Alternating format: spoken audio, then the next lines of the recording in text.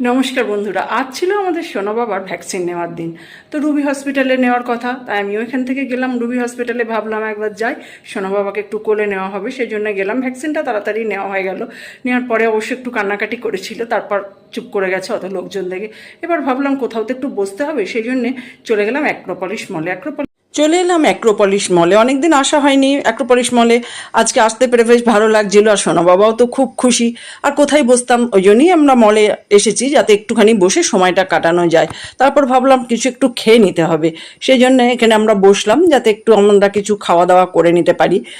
হালকা কিছুই খাবো ভেবেই বসলাম খাবার জন্য। আর সোনা বাবা তো এত লোকজন দেখে, এত কিছু দেখে খুব খুশি, ভীষণ আমরা আনন্দ হচ্ছিল।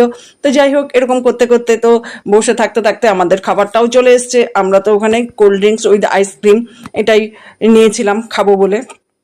আর সোনা বাবাও সেই খাবারগুলো দেখে একটু খেতে চাইছিল, তাই ভাবলাম ওকে সামান্য একটু আইসক্রিম চামচে করে মুখে দেওয়া হোক। ও তো খেয়ে এতটাই খুশি হয়েছে যে আর একটু খেতে চাইছিল। তো যাই হোক, বাচ্চা, ওকে তো আর অত বেশি দেওয়া যাবে না, তাই একটুখানি দুবার মুখে দেওয়া হয়েছে। ও আর একটু চাইছিল, যদিও বাচ্চা তো সেই জন্য, কিন্তু আমরা দিইনি বাচ্চা বলে।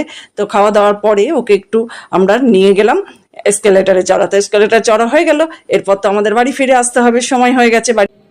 তারপর মেয়ে চলে গেল ওদিকে, আর আমি চলে আসলাম।